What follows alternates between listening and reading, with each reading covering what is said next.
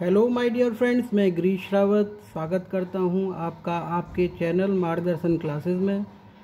दोस्तों, आप लोगों का बहुत ज़्यादा सहयोग मिल रहा है। मेरे स्टूडेंट, मेरे दोस्त, मेरे भाई सब अपने अपने स्तर से मुझे सपोर्ट कर रहे हैं। मैं उनका बहुत ज़्यादा थैंकफुल हूं। कृपया करके आप मुझे इसी तरीके से सपोर्ट करते रहें। चलिए दोस्तों, कल हमने डिस्कस किया था, कल टॉपिक आपने देखा था। कल का टॉपिक था methods of expressing concentration of the solution, और उसमें हमने कल मास percent, volume percent, mass by volume percent and molarity को एक्सप्लेन किया था। दोस्तों, आज हम 3 टॉपिक डिस्कस करेंगे।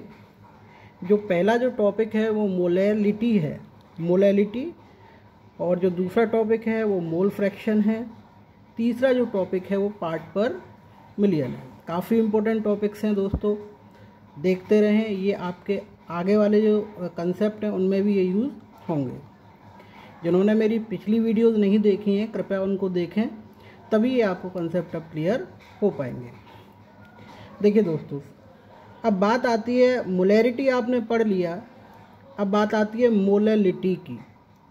तो सबसे पहली चीज़ आप समझ लीजिए कि जो मोलैलिटी है, उसको स्मॉल m से रिप्रेजेंट करते हैं, ठीक है। और इसकी जो यूनिट होती है मोल्स पर केजी। जैसे कि मोलैरिटी की यूनिट होती थी मोल्स पर लीटर। तो आप लीटर और केजी में डिफरेंस जानते हैं। यहाँ पर 1 केजी सॉल्वेंट में सॉल्यूट के कितने मोल्स प्रेजेंट हैं। क्योंकि ये केजी में होता है तो ये टेम्परेचर इंडिपेंडेंट होता है, इसके ऊपर टेम्परेचर का कोई इफेक्ट नहीं पड़ता है। तो इसको हम कैसे डिफाइन करते हैं दोस्तों? It is defined as number of moles of solute present in 1 KG of solvent. मान लीजिए 1 केजी सॉल्वेंट है, उस 1 केजी सॉल्वेंट में सॉल्यूट के कितने मोल्स प्रेजेंट हैं। तो देखिए दोस्तों, मैथमेटिकली हम इसको किस तरीके से लिखते हैं? Number of moles of solute mass of solvent 1 KG, ठीक है। तो पिछली क्लास में हमने देखा था कि नंबर ऑफ मोल्स कैसे निकालते हैं। तो नंबर ऑफ मोल्स निकालने का तरीका होता है दोस्तों, given mass upon molar mass, given mass upon molar mass. देखिए, इसके लिए जो फॉर्मूला आपका बनेगा, मोलैलिटी को स्मॉल m से रिप्रेजेंट किया जाता है। जो देखिए, ये नंबर ऑफ मोल्स के लिए फॉर्मूला आपको होता है WB अपॉन MB। जिस तरह से नंबर ऑफ मोल्स आप निकालते हैं सॉल्यूट के, तो वहाँ पर फॉर्मूला क्या लिखता है आपका WB अपॉन MB। तो यहाँ पर जो WB है वो WB क्या है ये आपको पता है, गिवन मास ऑफ सॉल्यूट। ये है आपका गिवन मास ऑफ सॉल्यूट। और ये जो WA है, अगर ये गिवन मास ऑफ सॉल्यूट है दोस्तों, तो ये क्या हो जाएगा आपका गिवन मास ऑफ सॉल्वेंट। ये हो जाएगा आपका गिवन मास ऑफ सॉल्वेंट। जैसा कि हम ऊपर देख चुके हैं, number of moles of solute की जगह हम रखेंगे WB upon MB, given mass upon molar mass. Mass of solvent 1 KG है, क्योंकि पर केजी की बात हो रही है। तो WA क्या रिप्रेजेंट करता है यहाँ पर? गिवन मास ऑफ सॉल्वेंट को अपॉन 1000, क्योंकि हमें इसे किस में कन्वर्ट करना होता है दोस्तों? इसको हमें केजी में कन्वर्ट करना होता है, ग्राम को। अगर पहले से ही केजी में गिवन है तो वहाँ ऊपर 1000 लगाने की ज़रूरत नहीं पड़ेगी। तो यहाँ पर आप देख सकते हैं, ये जो फॉर्मूला बनेगा वो WB upon MB 1000 into WA। तो कुछ ज़्यादा फ़र्क नहीं है। देखिए, मोलैरिटी में हमने देखा था यहाँ पर WA की जगह क्या आता था? वॉल्यूम आता था। तो यहाँ पर एक छोटा सा आप कंसीडर कीजिए कि ये सॉल्वेंट है, ये सॉल्यूट है। जो सॉल्वेंट के जो मोल्स हैं, है ना, उनको हमने Na मान लिया, और जो सॉल्यूट के जो मोल्स हैं उनको आपने Nb मान लिया। लेकिन नंबर ऑफ मोल्स निकालने के लिए तो आपको फॉर्मूला पता है, given mass upon molar mass. और इसके लिए भी Nb निकालने के लिए फॉर्मूला क्या होगा? Given mass upon molar mass. आप देख सकते हैं दोनों में फॉर्मूला सेम है। ये जो A और B यहाँ पर जो दे रखे हैं, ये A और B यहाँ पर क्यों दिए हुए हैं, आप इस तरह समझें कि ये किस चीज़ को रिप्रेजेंट करता है। यहाँ पर ये सॉल्वेंट को रिप्रेजेंट करेगा ठीक है ना। ए रिप्रेजेंट करता है सॉल्वेंट को और जो बी रिप्रेजेंट करता है वो सॉल्यूट को रिप्रेजेंट करता है दोस्तों। देखिए थोड़े कुछ और भी जानते हैं। जो मोलैरिटी होती है वो टेम्परेचर पर डिपेंड करती है क्योंकि ये वॉल्यूम है, और वॉल्यूम में क्या होता है, लिक्विड होती है जनरली चीज़ें।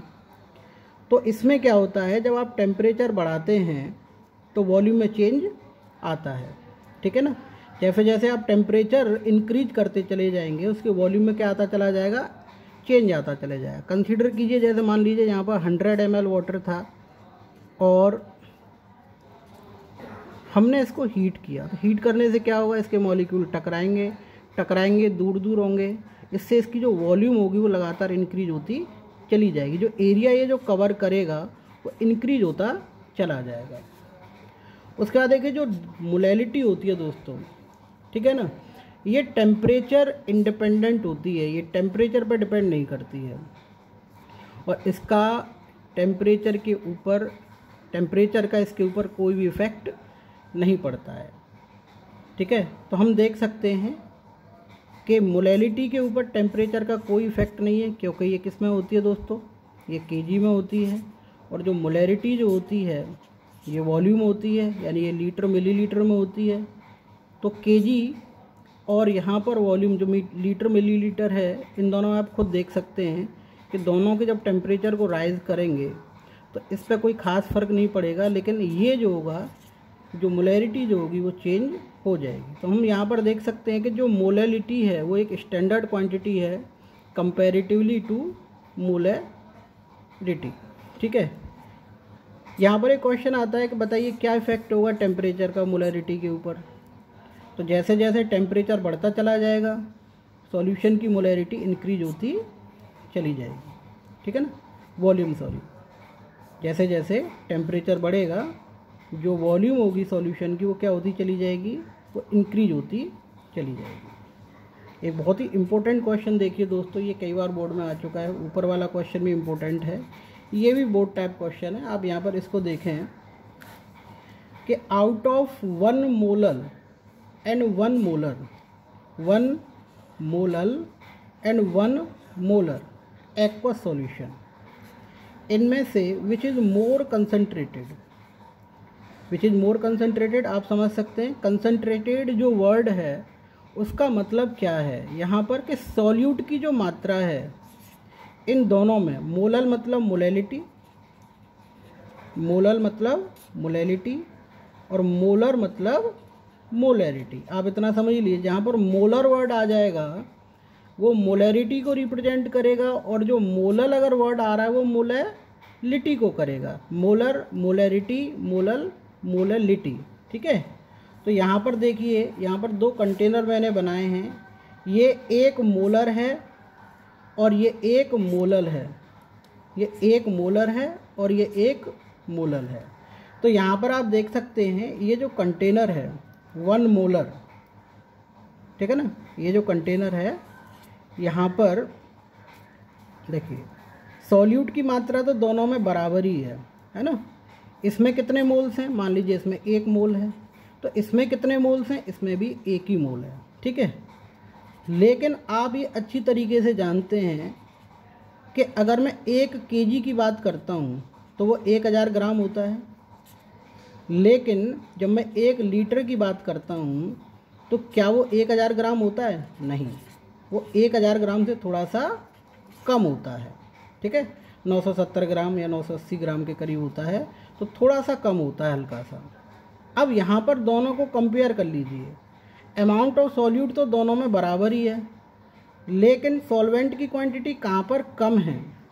सॉल्वेंट की जो क्वांटिटी है आप देख सकते हैं कि ये जो मोलर वाला जो केस है यहाँ पर इसकी जो क्वांटिटी है सॉल्वेंट की वो कम है, और उसके रेस्पेक्ट में भाई सॉल्यूट तो बराबर ही है। तो कंसनट्रेटेड ज़्यादा कौन सा हो गया, ये जो 1 मोलर है, ये जो 1 मोलर है ये ज़्यादा कंसनट्रेटेड हो गया किसके कंपैरिजन में, 1 मोलर के, ठीक है। समझ में आ गया को दोस्तों, कुछ भी कठिन नहीं है इसमें, बहुत इजी सा कंसेप्ट है।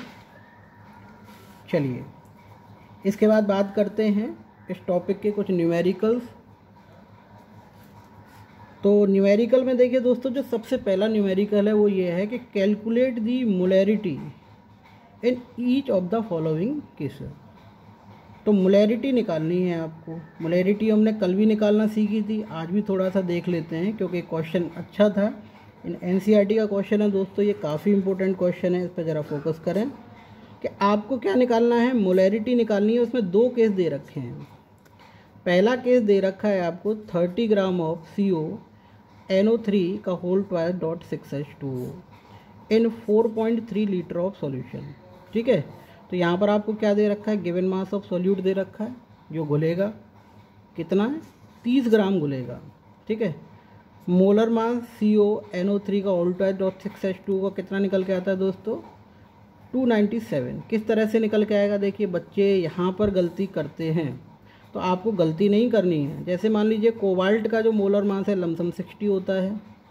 ठीक है, ब्रैकेट में मान लीजिए यहाँ पर जो नाइट्रोजन है उसका मोलर मास 14 है, ऑक्सीजन का 16 × 3 मल्टीप्लाई बाई 2, इसके बाहर होल ट्वाइस से आपको नज़र आ रहा होगा, प्लस ये जो डॉट वाला जो साइन है दोस्तों, यहाँ पर पूरा मल्टीप्लाई नहीं करना है आपको, प्लस का साइन लगाना है, हमेशा प्लस होता है ना। तो यहाँ पर H2O का जो मोलर मास है, हाइड्रोजन का 1 होता है क्योंकि हाइड्रोजन के एटम 2 हैं, तो 2, और ऑक्सीजन का 16 यानी 18 × 6। तो इस इक्वेशन को आप सॉल्व करेंगे तो लमसम आपको कितना मिलेगा, 297 ग्राम पर मोल मिलेगा। क्योंकि देखिए दोस्तों, हम यहाँ पर देख सकते हैं कि जो वॉल्यूम है वो वॉल्यूम किस में दे रखी है, आपको पहले से ही लीटर में दे रखी है। किस में दे रखी है, लीटर में। तो क्या हम यहाँ पर 1000 का इस्तेमाल करेंगे मोलैरिटी में, नहीं, यहाँ आप इस फॉर्मूले में 1000 का इस्तेमाल नहीं करेंगे। इस 1000 का इस्तेमाल तभी किया जाता है जब वॉल्यूम आपकी मिलीलीटर, सेंटीमीटर या डेसीमीटर में दे रखी होती है। तो देखिए WB की जगह आप WB की वैल्यू रखेंगे, यहाँ से MB की जगह आप MB की वैल्यू रखेंगे, और वॉल्यूम की जगह आप रखेंगे वॉल्यूम। तो जब आप इसको कैलकुलेट करेंगे दोस्तों, कैलकुलेट आप कर सकते हैं, ये क्या निकल के आएगा, 0.023 मोल पर लीटर। तो ये चीज़ क्लियर होगी कि 0.023 मोल पर लीटर का इसमें मतलब क्या है, 1 लीटर सॉल्यूशन में सॉल्यूट के, ये आप समझ सकते हैं यहाँ पर 1 लीटर सॉल्यूशन में सॉल्यूट के कितने मोल्स प्रेजेंट हैं दोस्तों, यहाँ पर 0.023 मोल्स प्रेजेंट हैं। चलिए दूसरा क्वेश्चन काफ़ी इंटरेस्टिंग है। देखिए यहाँ पर दे रखा है 30 ml of 0.5 m H2SO4 diluted to 500 ml। चलिए इसको मैं डायग्रामेटिकली आपको समझा देता हूँ। ये डाइल्यूशन वाला जो है आपका कंसेप्ट है। डाइल्यूशन मैंने आपको कल बताया था कि डाइल्यूशन का मतलब क्या होता है, एडिशन ऑफ वाटर। ठीक है, जैसे मान लीजिए कि ये कंटेनर था और इस कंटेनर की जो मोलैरिटी थी वो M1 थी और इसकी वॉल्यूम कितनी थी, V1 थी। अब देखिए दोस्तों, मैंने क्या किया, इसमें वाटर का एडिशन किया है ना। तो जब मैं इसमें वाटर का एडिशन करूँगा तो ऑब्वियस सी बात है कि इसकी जो वॉल्यूम है वो चेंज होगी, इंक्रीज होगी। जब मैं इसमें वाटर का एडिशन करता चला जाऊँगा, पहले मान लीजिए यहाँ तक भरा हुआ था, अब ये यहाँ तक भर गया, तो इसकी जो वॉल्यूम है वो चेंज हो रही है। और अगर वॉल्यूम चेंज हो रही है दोस्तों, तो मोलैरिटी भी क्या होगी, वहाँ पर चेंज होगी। समझ रहे हैं ना आप, कि अगर वॉल्यूम चेंज हो रही है, अगर वॉल्यूम बढ़ रही है लेकिन सॉल्यूट की मात्रा तो है नहीं, बढ़ी नहीं है, चेंज नहीं हुई है, उतनी है, तो number of solute per unit volume क्या हो जाएंगे, डिक्रीज हो जाएंगे वहाँ पर। यहाँ पर देखिए डाइल्यूशन के लिए जो फॉर्मूला लगता है वो है आपका M1V1 = M2V2। तो हमें दे रखा है कि जो M1 है वो कितना है, 0.5 है, V1 है वो कितना है, 30 ml है, V2 कितना है, वॉल्यूम 2, यानी एडिशन ऑफ वाटर करने के बाद में कितना हो गया ये, यानी 30 ml से ये इंक्रीज होके कितना हो गया, 500 ml हो गया। तो यहाँ पर आपको क्या कैलकुलेट करना है दोस्तों, मोलैरिटी फॉर्मूले में रख दीजिए, M1V1 = M2V2, 0.5 × 30 M2 तो M2 को आप इधर ले जाइए, 0.5 ये ऊपर आ जाएगा, 0.5 × 30 / 500, दैट इज़ इक्वल टू 0.03 मोल पर लीटर। तो ये चीज़ें आपको क्लियर हो गई होंगी, काफ़ी इजी है, समझ में आ रहा होगा दोस्तों। अगर नहीं आता है तो कमेंट बॉक्स में कमेंट करके, जहाँ पर आपको डाउट हो कि ये चीज़ हमको क्लियर नहीं है, उसके लिए मैं सेपरेट वीडियो बनाऊंगा आपके लिए। क्वेश्चंस में अगर डाउट है तो आप बार बार पूछते रहें, कमेंट बॉक्स में कमेंट करते रहें कि सर ये डाउट है मैम। चलिए दूसरे क्वेश्चन पे आते हैं दोस्तों, काफ़ी इम्पोर्टेंट है और एनसीईआरटी का क्वेश्चन ये भी। सबसे पहले मैं आपको बता दूं, जो बेसिकली बच्चे बोर्ड के लिए तैयारी कर रहे हैं वो पूरी तरीके से एनसीईआरटी पे फोकस करें। अगर आप एनसीईआरटी को कम्प्लीटली है ना कर लेंगे तो आपके पूरे मार्क्स आएंगे, 1 नंबर भी नहीं कटेगा। तो जो कॉम्पिटिटिव लेवल की तैयारी नहीं कर रहे हैं वो पहले एनसीईआरटी को कंप्लीट करें, और उनके लिए भी मैं सजेस्ट करूंगा जो कॉम्पिटिटिव कर रहे हैं वो एनसीईआरटी को ढंग से करें पहले। देखिए दोस्तों, calculate the mass of urea. किसका मास निकालना है आपको? यूरिया। तो यूरिया का फॉर्मूला होता है NH2CO NH2 NH2CO NH2। Required in making 2.5 kg of 0.25 molar aqueous solution. देखिए बहुत से बच्चे इस क्वेश्चन को देख के बिल्कुल डर जाएंगे, घबरा जाएंगे, ये क्या हो गया। एकदम घबराने की ज़रूरत नहीं है, बहुत इजी क्वेश्चन है, आप बहुत इसको इजी तरीके से सॉल्व कर सकते हैं दोस्तों। देखिए यहाँ पर आपको सबसे पहले देखिए गिवन क्या है, ठीक है। ये तो आपने क्वेश्चन देखा, अपने दिमाग से सोचिए क्या क्या दे रखा है। तो आप कहेंगे कि सर यहाँ पर तो हमें निकालना क्या है और दे क्या रखा, मास ऑफ यूरिया निकालना है। तो मास ऑफ यूरिया यानी कि WB निकालना है आपको, सॉल्यूट है ये। और अगर ये सॉल्यूट है तो सॉल्वेंट आपको कितना दे रखा है? 2.5 kg दे रखा है, ठीक है। और ये क्या है आपको? 0.25 molar aqueous solution. Molar aqueous solution, इस पॉइंट को समझें। ये मैं आपको बता चुका हूँ, मोलैलिटी, सॉल्यूशन की मोलैलिटी कितनी है? 0.25 है। कितनी मोलैलिटी है? यानी कि 1 kg सॉल्वेंट में, नॉट लीटर, क्योंकि ये मोलर है, यहाँ पर लीटर का इस्तेमाल नहीं होगा, kg का इस्तेमाल करेंगे आप। कि 1 kg सॉल्वेंट में सॉल्यूट के कितने मोल्स प्रेजेंट हैं यहाँ पर दोस्तों? 0.25, ठीक है। तो हमको गिवन है यहाँ पर मोलैलिटी जो दे रखी है पहले से ही, ये निकालनी नहीं है आपको, कैलकुलेट नहीं करनी है, ये आपको पहले से ही गिवन है। कितनी दे रखी है? 0.25 दे रखी है। उस तरह से आप देखेंगे कि मास ऑफ सॉल्वेंट कितना दे रखा है? 2.5 दे रखा है। यूरिया का जो मोलर मास है NH2CO NH2, ये भी आप निकाल देंगे। नाइट्रोजन का 14, हाइड्रोजन का 1 + 1 2, ठीक है ना। कार्बन का 12, ऑक्सीजन का 16। तो इस तरह से आप निकाल दीजिए इसको, यहाँ पर ये किया हुआ है मैंने। तो कितना निकल के आ रहा है? 60 मोल पर kg। तो इसको, इस वैल्यू को इस फॉर्मूले में रखेंगे। आपको कैलकुलेट क्या करना है? देखिए मोलैलिटी का फॉर्मूला आपको पता ही है अच्छी तरीके से कि मोलैलिटी किसके इक्वल होती है? WB × 1000 MB × WA, ये आपकी मोलैलिटी होती है। तो यहाँ पर क्या चीज़ दे रखी है? यहाँ पर आप देखिए, दे तो आपको M दे रखा है यहाँ पर, और क्या दे रखा है यहाँ पर आपको?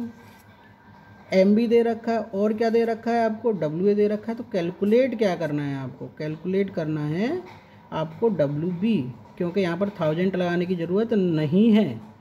बार बार मैं इस चीज़ को कह रहा हूँ कि अगर ये ग्राम में होगा तो ही ऊपर 1000 लगेगा। यहाँ पर ये WA किस में दे रखा है आपका? जो WA गिवन है वो किस में दे रखा है दोस्तों? kg में दे रखा है। तो अगर kg में दे रखा है तो यहाँ पर 1000 इस्तेमाल आप नहीं करेंगे। तो ये आपका फॉर्मूला बना 0.25 = WB 60 × 2.5। तो इसको जब आप सॉल्व करेंगे तो गिवन मास ऑफ सॉल्यूट कितना निकल के आएगा आपका? 37.5 ग्राम। ठीक है दोस्तों, काफ़ी अच्छा क्वेश्चन है, इसको अटैम्प्ट करें। देखिए दोस्तों, मैंने कुछ क्वेश्चंस आपके लिए यहाँ पर बनाए हुए हैं, तो इनको आप खुद अटैम्प्ट करना। नहीं आए इनके आंसर आप मुझे कमेंट बॉक्स में देना, नहीं आए तो पूछना। मैं इसके लिए सेपरेट वीडियो बनाऊंगा, ये आप क्वेश्चन देख सकते हैं। अगर आपको वीडियो में नज़र नहीं आ रहे हैं तो मैं आपको थोड़ा सा और इसको ऊपर उठा के दिखा देता हूँ। If the density of the methanol is 0.793 kg per liter, what is its volume needed for making 2.5 litre of its 0.25 molarity solution. ठीक है दोस्तों, सेकंड क्वेश्चन है calculate the molarity of the solution of ethanol in which the mole fraction of ethanol is 0.040 and the third question is you can see a solution of glucose in water is labeled as 10% weight by weight. What will be molarity and mole fraction? ये दो चीज़ें निकालनी है। तीसरी चीज़ दे रखी है if density is 1.2 gram per milliliter then what should be the molarity of the solution। ठीक है, ये मैंने आपको बोल भी दिए हैं, इनका आंसर आप मुझे कमेंट बॉक्स में बताइए। काफ़ी इंपॉर्टेंट क्वेश्चंस हैं, करते रहिए। क्वेश्चंस करना बहुत ज़्यादा ज़रूरी है क्योंकि ये न्यूमेरिकल वाला चैप्टर है, तो ये बहुत ज़्यादा ये देखिए इसमें जो न्यूमेरिकल पोर्शन है वो इसमें आने के चांसेस काफ़ी ज़्यादा होते हैं। यानी कि अगर 5 मार्क्स का या 6 मार्क्स का जो चैप्टर है उसमें से 3 नंबर के इसमें से न्यूमेरिकल आएंगे ही आएंगे। तो यहाँ पर ये देखिए क्वेश्चन दे रखा है, एक एंटी फ्रीज़ है, एंटी फ्रीज़ है ना, आंटी फ्रीज़ नहीं, आंटी जमी नहीं है। तो यहाँ पर एक एंटी फ्रीज़ है, एक सॉल्यूशन है जिसको प्रिपेयर किया जाता है। किससे प्रिपेयर किया जाता है दोस्तों? 222.6 ग्राम ऑफ इथाइलिन ग्लाइकोल दे रखा है यहाँ पर। इसका फॉर्मूला होता है दोस्तों C2H6O2 और जो वाटर की जो अमाउंट दे रखी है दोस्तों वो कितनी दे रखी है? 200 ग्राम दे रखी है। Calculate the molality of the solution. क्या निकालना है आपको दोस्तों? यहाँ पर मोलैलिटी निकालनी है। अगर यहाँ पर जो डेंसिटी है सॉल्यूशन की इतनी हो जाए तो फिर आपको मोलैलिटी निकालनी है। तो आपको यहाँ से क्लियर हो रहा होगा कि आपको कितनी चीज़ें निकालनी है। 2 चीज़ें यहाँ पर निकालनी है, एक मोलैरिटी निकालनी है और एक मोलैलिटी निकालनी है। तो ठीक है, दोनों के लिए सेपरेट अलग अलग कर लेते हैं। एक तरफ पहले ये देखें कि दिया क्या है इस क्वेश्चन में। तो यहाँ पर देखिए WB दे रखा है क्योंकि वाटर एक यूनिवर्सल सॉल्वेंट होता है दोस्तों, तो उसको सॉल्वेंट की तरह ही मानेंगे। तो WB कितना दे रखा है आपको? 222.6 ग्राम। MB कितना दे रखा है? यहाँ से आप निकाल लेंगे C2H6O2 से 12 × 2 प्लस हाइड्रोजन के एक एटम का एटॉमिक मास 1 होता है, 6 का 6 हो जाएगा। ऑक्सीजन का 16 × 2, तो यहाँ पर आप निकालेंगे 62 ग्राम पर मोल निकल के आएगा। जो WA है यहाँ पर क्या दे रखा है दोस्तों? 200 ग्राम दे रखा है। कितना दे रखा है? 200 ग्राम। वॉल्यूम आपको पता नहीं है, तो वॉल्यूम आपको पता नहीं है तो डेंसिटी आपको दे रखी। कोई दिक्कत वाली बात नहीं है क्योंकि ये तो हम पहले ही डिस्कस कर चुके हैं कि अगर आपको वॉल्यूम नहीं दे रखी है तो डेंसिटी सॉल्यूशन की ज़रूर गिवन होगी। लेकिन यहाँ पर क्वेश्चन अराइज होता है कि सॉल्यूशन कितना होगा। सॉल्यूशन तो दे नहीं रखा है। तो यहाँ पर देखिए दोस्तों आपको 2 चीज़ें तो दे रखी हैं, एक सॉल्यूट दे रखा है, एक सॉल्वेंट दे रखा है। और जब आप सॉल्यूट और सॉल्वेंट को जोड़ देंगे तो वो क्या बन जाएगा दोस्तों? आपका सॉल्यूशन बन जाएगा। तो सॉल्यूट कितना दे रखा है देखिए आपको, देखिए 222.4। सॉल्वेंट कितना दिया हुआ है? 200। दोनों को हमने ऐड कर दिया तो टोटल सॉल्यूशन कितना हो गया? 422.4 ग्राम हो गया। ठीक है, तो यहाँ से आप जानते हैं कि डेंसिटी किसके इक्वल होता है? मास अपॉन वॉल्यूम के। तो आपको तो वॉल्यूम निकालना है तो वॉल्यूम को आप इधर ले जाइए, तो वॉल्यूम किसके इक्वल हो जाएगा, है ना? ये क्लियर हो रहा होगा आपको, मास अपॉन डेंसिटी के। तो मास ऑफ सॉल्यूशन कितना था आपका? 422.4। इसको हमने ऐड किया था यहाँ पर। उसके बाद देखिए दोस्तों डेंसिटी कितनी थी? 1.072। इसको जब आप सॉल्व करेंगे ये कुछ वॉल्यूम इसके इक्वल निकल के आएगी और इसमें फॉर्मूले में आप रख दीजिए। मोलैरिटी का फॉर्मूला आप जानते हैं अच्छी तरीके से। मोलैरिटी किसके इक्वल होती है? WB given mass of solute into 1000 MB into V। Clear हो गया होगा, ये काफ़ी बार मैं आपको बता चुका हूँ। इजी फार्मूला है, केवल हल्का सा चेंज होता है मोलैरिटी और मोलैलिटी में। आप ये समझ लीजिए कि V की जगह क्या आ जाएगा यहाँ पर? WA आ जाएगा। तो WA क्या होता है यहाँ पर? Given mass of solvent. WA क्या है यहाँ पर? गिवन मास ऑफ सॉल्वेंट है। तो यहाँ से आपने क्या कैलकुलेट कर ली एक बार में? मोलैरिटी कैलकुलेट कर ली, कितनी निकल के आई है 9.1 मोल पर लीटर। सेकंड जो टर्म है दोस्तों यहाँ पर आप देख सकते हैं मोलैरिटी, तो मोलैरिटी के लिए फॉर्मूला वही है, यहाँ नीचे क्या आ जाएगा आपका WA। तो ये जो WA है वो जो कि गिवन मास ऑफ सॉल्वेंट है, बाकी तो सब कुछ सेम ही रहेगा। तो यहाँ पर ये WA की जगह कितना आ जाएगा आपका 200 आ जाएगा, ठीक है। ये गिवन मास ऑफ सॉल्यूट कितना दे रखा है 222.6, मोलर मास कितना निकाला था हमने 62। तो यहाँ से आप इसको सॉल्व करेंगे दोस्तों, कितना निकल के आएगा, आप खुद सॉल्व करें, कैलकुलेट करें, 17.95 मोल पर केजी। ये आपका दूसरा आंसर निकल के आया। काफ़ी इंपॉर्टेंट है, NCERT का क्वेश्चन है दोस्तों, ठीक है। ज़रूर करें, NCERT का कोई भी क्वेश्चन ना छोड़ें, क्योंकि NCERT आपके लिए सबसे इम्पोर्टेंट बुक है, और उसको आपने कर लिया तो कॉम्पिटिटिव लेवल तक के क्वेश्चन के जो कंसेप्ट होंगे वो आपके क्लियर हो जाएंगे। तो कॉम्पिटिटिव लेवल के लिए भी पहले आपको NCERT को ही क्लियर करना पड़ेगा। अगर NCERT नहीं पढ़ी है तो आप कभी भी कॉम्पिटिटिव लेवल के क्वेश्चंस अटेम्प्ट नहीं कर पाएंगे। ये बेस है, आप ये समझ लीजिए, ये बेस है। अगर ये बेस क्लियर नहीं हुआ तो आप आगे फॉरवर्ड कभी भी कॉम्पिटिटिव लेवल को क्लियर नहीं कर पाएंगे। तो अगला जो टॉपिक है दोस्तों काफ़ी इम्पोर्टेंट है, मोल फ्रैक्शन। तो मोल टॉपिक अब आपके लिए नया नहीं होगा कि मोल्स निकालते कैसे हैं। तो मोल्स निकालने का तरीका आपको पता ही है, चाहे वो देखिए 2 तरीके के मोल्स हो सकते हैं, एक सॉल्यूट के मोल्स हो सकते हैं, एक सॉल्वेंट के मोल्स हो सकते हैं, लेकिन दोनों का जो फॉर्मूला है, दोनों को निकालने का जो फॉर्मूला है वो सेम है, given mass upon molar mass. तो यहाँ पर क्या है आप देखिए कि सबसे पहली चीज़ दे रखी है कि ये एक यूनिटलेस क्वांटिटी है। यूनिटलेस क्वांटिटी का मतलब ये है कि इसकी कोई यूनिट नहीं होती। अब क्यों नहीं होती ये हम जानेंगे। ये 1 नंबर में ये क्वेश्चन आ सकता है, ये 1 मार्कर क्वेश्चन आपके बोर्ड के लिए हो सकता है। तो देखिए इसको कैसे डिफाइन करते हैं, ratio of 1 component to the total moles of solution. तो जनरली हम क्या कंसीडर करते हैं, देखिए दोस्तों कि जो सॉल्यूशन है वो बाइनरी है।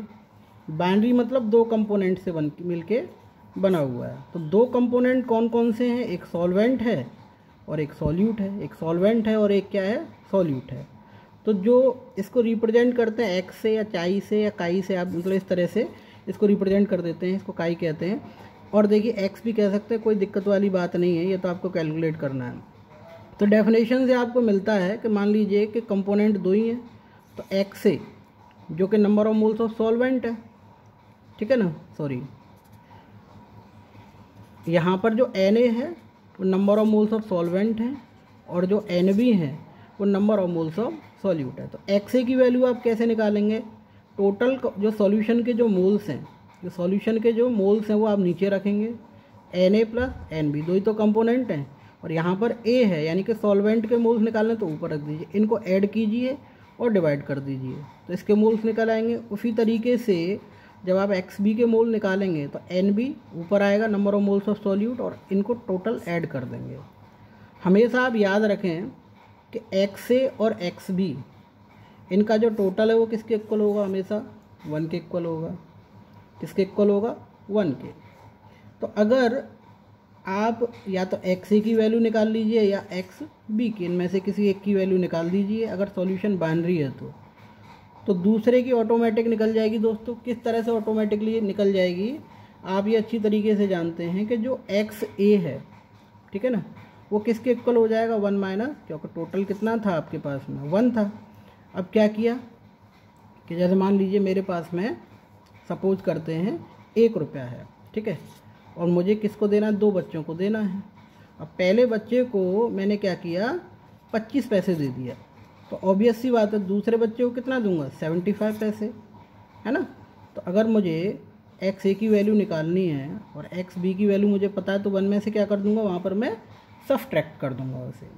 तो ये आप देख सकते हैं कि ये एक यूनिटलेस क्वांटिटी है, इसकी कोई यूनिट नहीं होती। क्यों, क्योंकि जो रेशियो ऑफ मोल्स हैं ऊपर और नीचे सेम रहते हैं, तो एक दूसरे को क्या कर देते हैं, ये कैंसिल आउट कर देते हैं।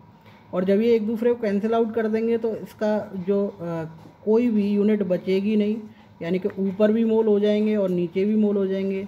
तो मोल मोल को क्या कर देगा, ख़त्म कर देगा, अनमोल हो जाएगा ख़त्म हो जाएगा।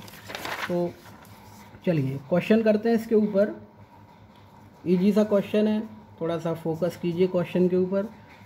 हाँ, तो यहाँ पर देखें कि क्या कैलकुलेट आपको करना है, कैलकुलेट मोल फ्रैक्शन। ठीक है, मोल फ्रैक्शन आपको कैलकुलेट करना है। ये चीज़ तो क्लियर हो रही होगी कि आपको मोल फ्रैक्शन निकालना है, और किसका निकालना है, बेंजीन का।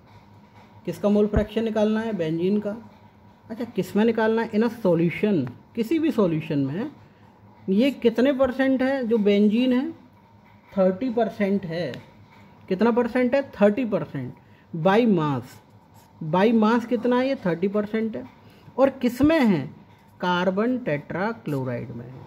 तो देखिए, जहाँ पर परसेंटेज की बात आती है तो ये बहुत इनिशियली आपको समझा चुका हूँ कि जहाँ पर परसेंटेज की बात आएगी वहाँ पर हम क्या करेंगे, let the total solution is 100 ग्राम। तो अगर टोटल सॉल्यूशन 100 ग्राम है तो सॉल्यूट कितना है वहाँ पर, 30 ग्राम है। तो मोलर मास आप बेंजीन का निकाल देंगे, 12 × 6 + 6 करके 78। ठीक है, तो ये NB है। अगर ये 30 ग्राम है, सॉल्यूट की अमाउंट 30 ग्राम है, तो सॉल्वेंट की कितनी हो जाएगी, बहुत ऑब्वियस सी बात है, 70 ग्राम होगी, क्योंकि टोटल 100 ग्राम है। चलिए, तो इसका मोलर मास आप निकाल देंगे किस तरह से, 12, क्लोरीन का 35.5 × 4, तो ये यहाँ पर इस तरह से निकलेगा। तो दोनों के मोल्स भी आप निकाल सकते हैं। NB के जब आप मोल्स निकालेंगे, given mass upon molar mass, ये आपको मास दिया हुआ है यहाँ पर, ये मोलर मास है, तो कितने मोल्स निकल के आते हैं आपके, ये वाले। उसी तरीके से इसके मोल भी आप निकाल देंगे, given mass upon molar mass, तो कितने निकल के आएंगे आपके, 0.0454, ये निकल के आएगा। फॉर्मूले में रखते हैं, फॉर्मूला क्या कहता है हमारा, मान लीजिए XB आपको निकालना है, तो NB यानी कि number of moles of solute ऊपर, Na + NB। तो सॉल्वेंट के मोल्स कितने हैं आप यहाँ पर देख सकते हैं, 0.454, सॉल्यूट के कितने हैं, 0.385। ठीक है, ऊपर कितना आएगा, 0.385। तो दोनों को आप ऐड करेंगे, ऐड करके जब डिवाइड करेंगे तो आंसर विल बी 0.459। इसको कैलकुलेट करें। और जैसा कि हम जानते हैं कि आपने यहाँ से XB की वैल्यू निकाल दी, और अगर आपने यहाँ से XB की वैल्यू निकाल दी है तो आप ये अच्छी तरीके से जानते हैं कि XA + XB के कंपोनेंट दो ही हैं। XA और XB किसके इक्वल है, यहाँ पर 1 के इक्वल है। ठीक है, तो यहाँ पर आप देख सकते हैं कि जो XA है ये आपको निकालना है, तो 1 - XB that is equal to this. ठीक है दोस्तों, क्लियर हो गया होगा। इसी तरीके से क्वेश्चंस हैं, आप खुद भी अटेम्प्ट कर सकते हैं, इजी क्वेश्चंस हैं। चलिए आज के लास्ट टॉपिक की तरफ बढ़ते हैं, पार्ट पर मिलियंस, है ना। देखिए आसान टॉपिक है बहुत, पार्ट्स पर मिलियन। देखिए मिलियन कितने होते हैं, 10 लाख, है ना, 10 लाख, 10 की पावर 6, 10 की पावर 5 मतलब लाख। तो ये मिलियंस का मतलब होता है मिलियन, पार्ट पर मिलियन का मतलब होता है 10 की पावर 6 से।